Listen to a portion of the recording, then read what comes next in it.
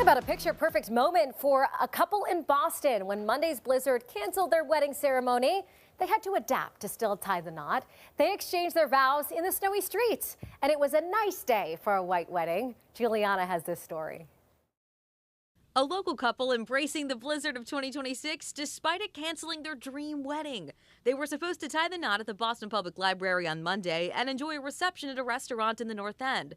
But when the snow arrived and shut down the state, they were forced to adjust. They had a plan B and they had a C and a D, and they ended up not even going with any of those options. They just were like, you know what, screw it. We're just going to do it ourselves. Their family, stuck in a nearby hotel, pitched them an idea. It's not safe for us to drive to your hotel.